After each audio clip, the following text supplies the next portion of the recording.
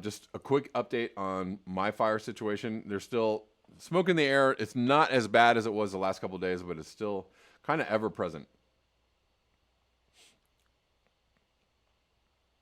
Did you guys get to see this or no? Oh, you didn't get to see it. I'm sorry. Maybe that didn't work very well. Here we go. Sorry, Poppy. So yeah, so it was kind of here, and now it's moved a little bit. It's creeped a little west. I'm here, and these mountains are right behind. I'm looking at these mountains right now. So it's just kind of creeping closer and closer. That's what's happening.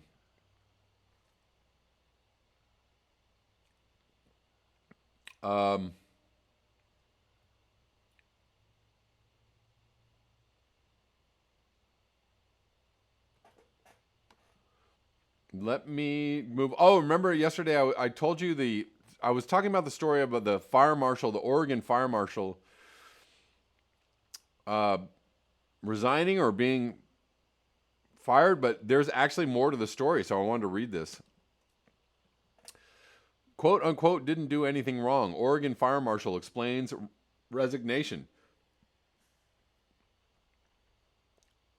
Oregon fire marshal Jim Walker was placed on paid administrative leave Saturday. Then just hours later, he resigned, according to the Oregon State Police.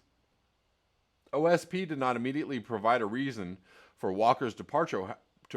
However, Walker spoke with KOIN 6 News Saturday evening, during which he said he was placed on leave by OSP Superintendent Travis Hampton after trying to help a coworker whose family was missing in a fire zone. Wow. I did so with the specific understanding that my visit had to be cleared with the appropriate team personnel, said Walker. He said after, Hampton's assessment was that he had overstepped his role and took action without the authority to do so. And although I'm losing my job because of it, I would do it again, said Walker. He said he was an at-will employee, so he could be dismissed for any reason whatsoever. I didn't do anything wrong that would lead to me resigning, said Walker. My take is, if I don't have confidence from management, then it's not an agency I want to continue to work for. He said it was a difficult decision. Anyway, so that's why.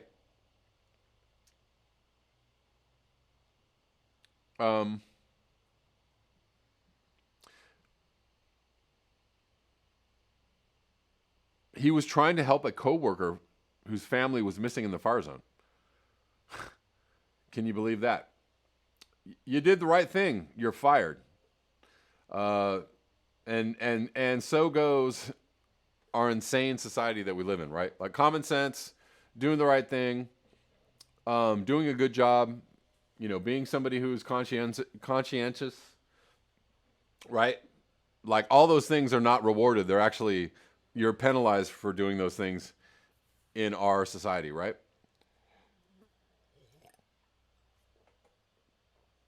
Generally. The dude, thank you so much for the super chat. Please like this video so the AI will show it to more people. Bang on. Yeah, like up the videos. 142 watching, 50 likes. So yeah, that's why he was fired. He was fired for helping somebody find their family. What a perfect analogy for our current, or maybe it's always been that way. Maybe humans have always been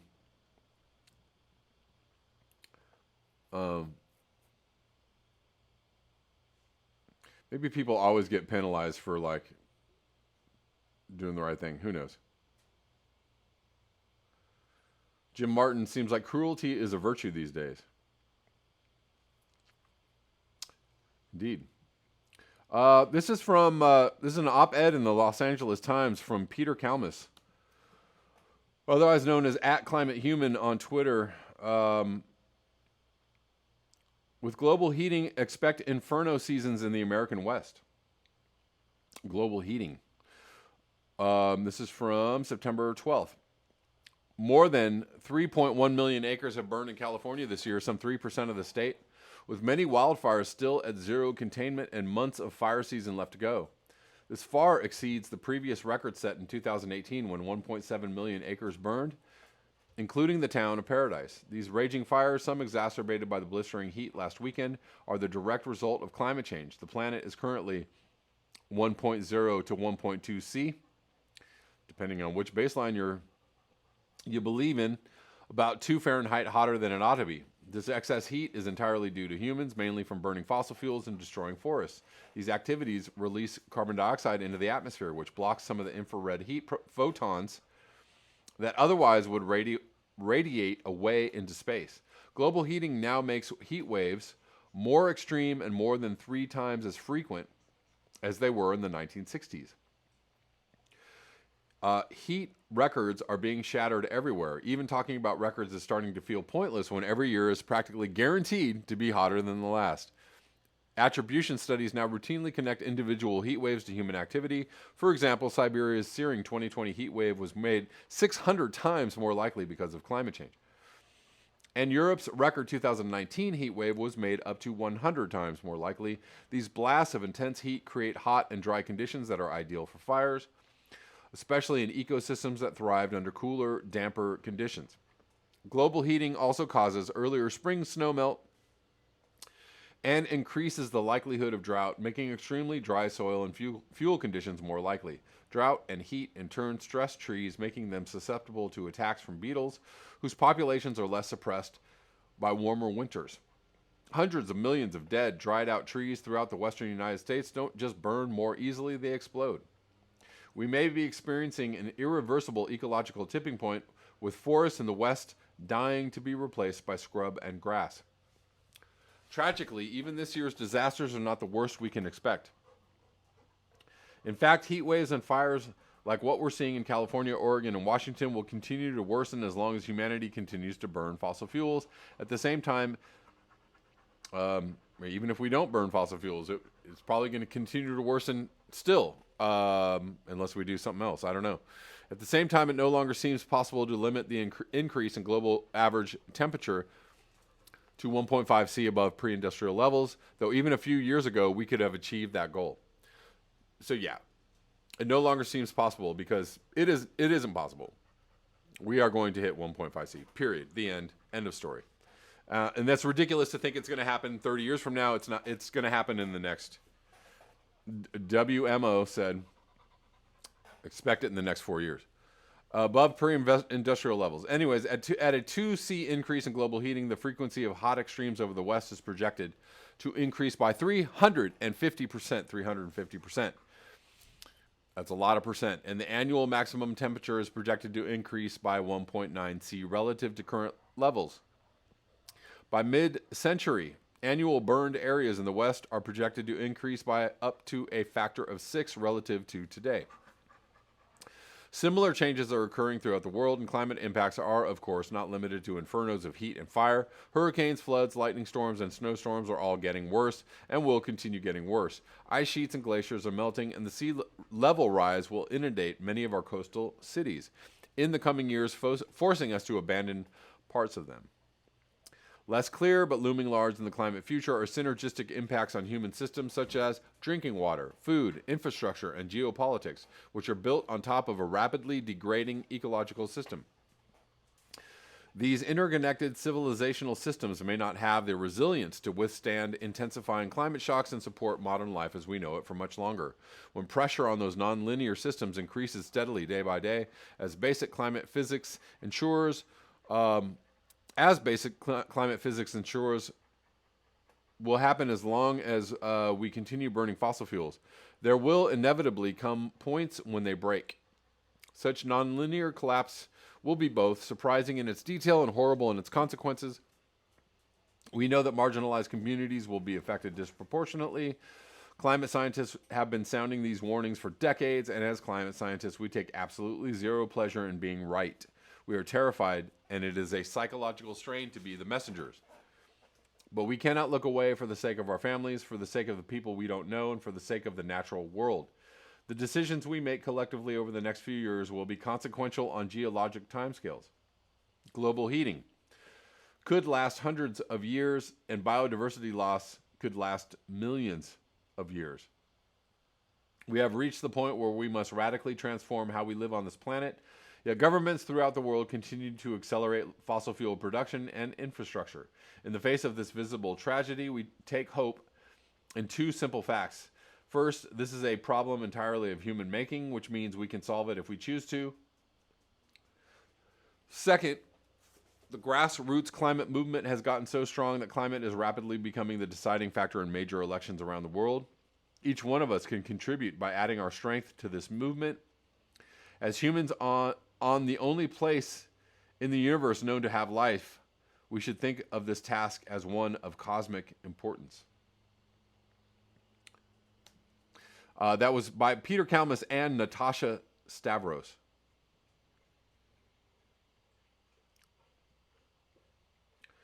Hope you enjoyed that article from the Los Angeles Times 2 days ago. The dude doing stuff has been problematic, indeed. I agree with you. I agree with you.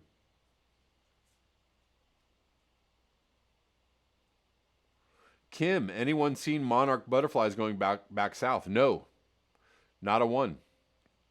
I remember last year when there was a huge monarch butterfly migration, and maybe it will still happen, but I haven't seen it this year.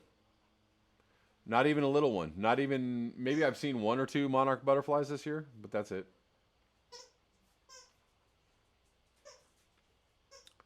That's it.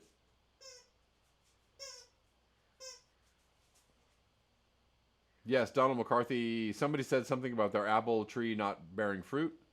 Apples are diploids, some triploids, so you need a neighboring tree flowering at the same time. Yes, also like avocados work the same way, yes?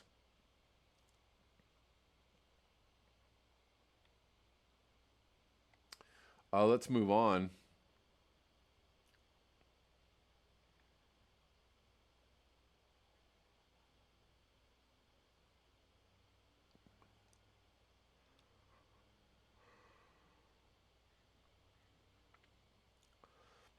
This is from the BBC, and this is from last year, but I'm not going to read the whole thing, I don't think, but if you all remember this headline, climate change, 12 years to save the planet, because remember, in 2018, I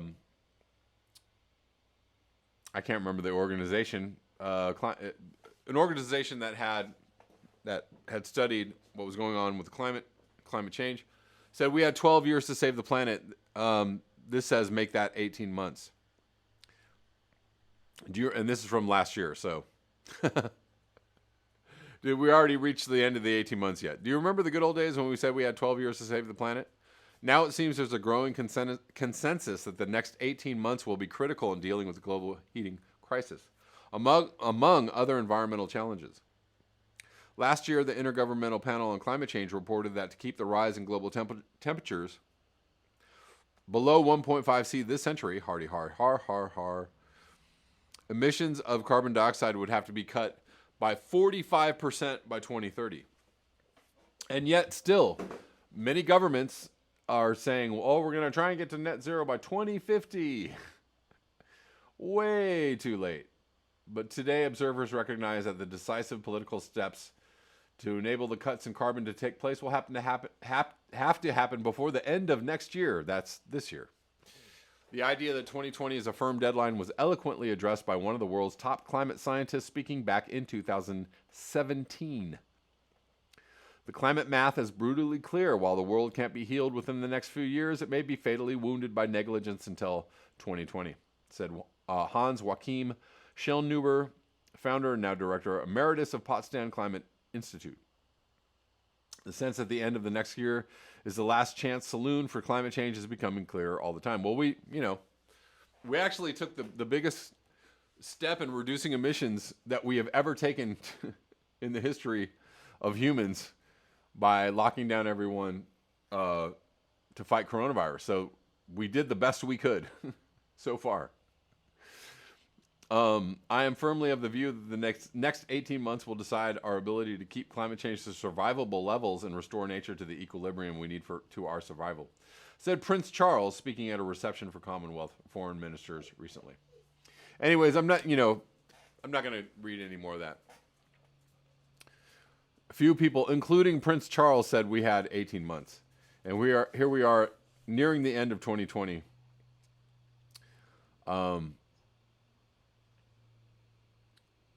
Experiencing what many, might hesitate to call a new normal, which is that nothing is normal. Everything is upside down.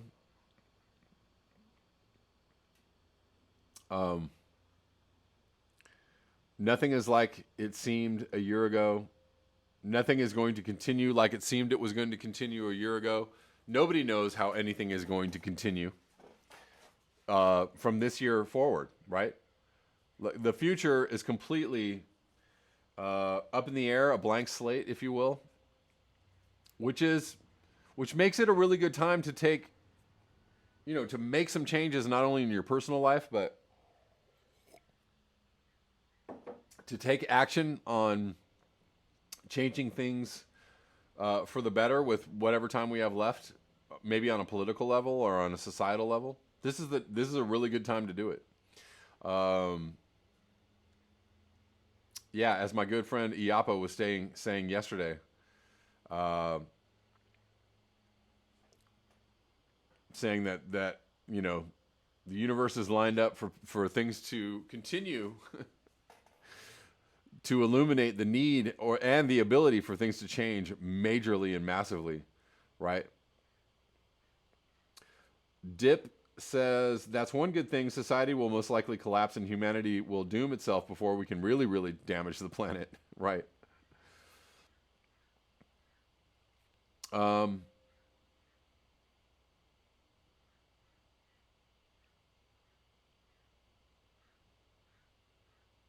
Keith Hayes, August 2020, 402.55 parts per million. CO2, yes. Rudolph Zavedno, normal is gone forever. Things will only get worse and worse. Irk 1. Yes. I smoke 2 joints. Used to be my theme song, now not so much, but I still like the song. I also really like the song Pass the Doochie. Upon the left-hand side, you say. Anybody know that one? That's one of my favorites.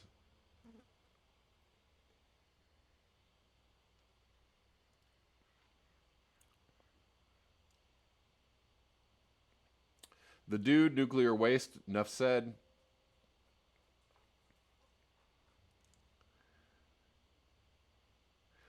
This is definitely the year that normalcy died, right? I mean, I think everybody would agree with that take, right? Nobody really expected all this to happen, and a lot of people, unfortunately, who have a lot of faith in the system and faith in whatever the people that run the system, or faith in government, or faith in the people that are supposed to take care of us.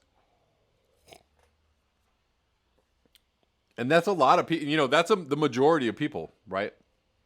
I would say there's a majority of Americans think that, or thought, over the last couple of years that, the system would carry on as it does. There's no need to change it. There's no need to shake things up. Don't upset the apple cart. Don't throw the baby out with the bathwater. Don't really, go overboard with this whole revolution stuff. Don't, we're okay. We're doing fine. Everything, we want. Normalcy was desired. And in parentheses, they really meant comfort. They wanted to remain comfortable. And this year has shown a lot of people that, comfort is not guaranteed. Normalcy is not guaranteed. Tomorrow is not guaranteed. And those that have been preparing and expecting things to get weird or go off the rails or a time of great change, those who have expected that or desired that are way farther along mentally and emotionally as far as being able to handle or deal with this time of great change, right? It came as no surprise. People were like, "Oh yeah, totally. Of course this was going to happen. We knew it. We told you. We told you this was going to happen." So Keith Hayes' status quo is going to blow, indeed. So,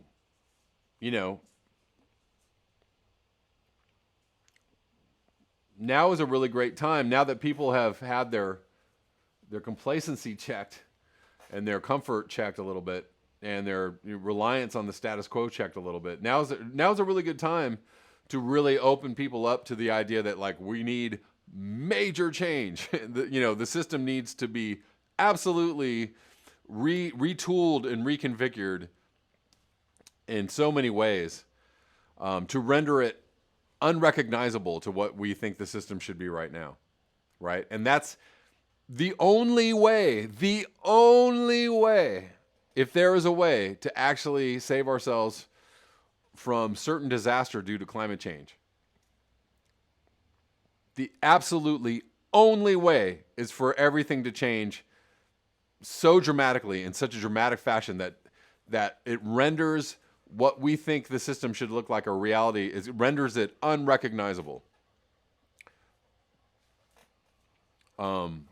You really have to get outside of every box that you think, that you think in these times, right? The way that things should be, the way that things go, the things, the things that people they do, and they rely on doing these things. And if you do these things, then you get this result, right? All of those things don't. Did Toots die of COVID? Toots and the Maytals, yeah. Max Sargé, was it COVID? I mean, I think a lot of people suspected it was.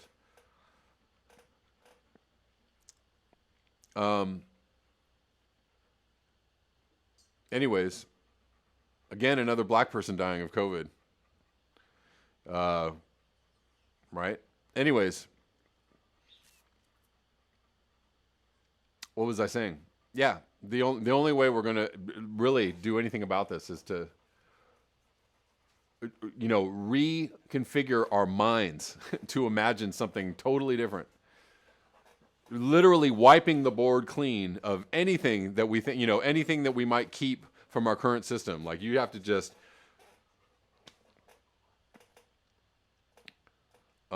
you might want to keep a couple of things in place, but almost everything else must go. Must go. All inventory must go. And reimagine yourself living in a completely different way. So many people here on this channel already do live in a completely different way, and they're way ahead of everybody else, right? They're already living off grid. They're already growing their own food. They're already prepped up. Whatever it is they're doing, what they saw this happening years ago, and they're way ahead of everybody else.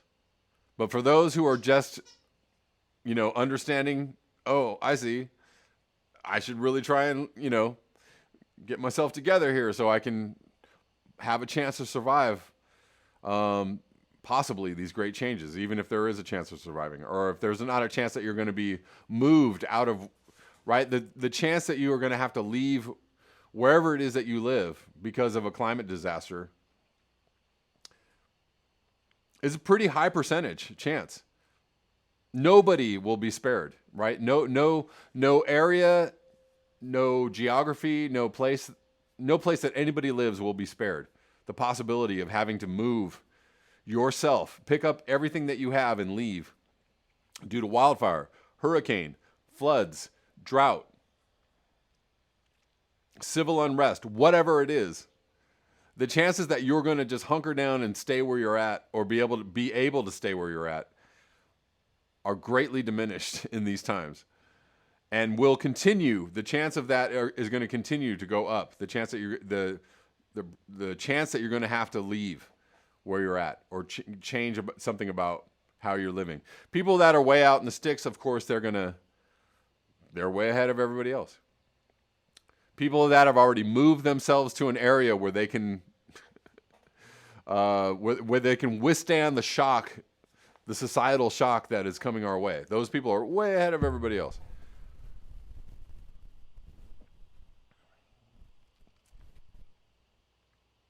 Vintage Violet, how you doing? Couldn't watch today, just jumping in to say great title came in. As you were saying, the only way forward is dramatic change. And to reimagine en masse, not fragmented like solo, preppers, etc. Indeed. And that's the purpose of this channel, really, is to, to put a megaphone, or to be one of the megaphones of some kind of idea that, like, this is happening. Hello, this is happening. Hey guys, remember to like, share, and subscribe, and you can support the channel. The links below, PayPal, Patreon, Square. Also, if you'd like to watch the live streams, you can watch the live streams on my Patreon channel. You can subscribe for as little as $1. So hopefully I will see you over there, and thanks so much.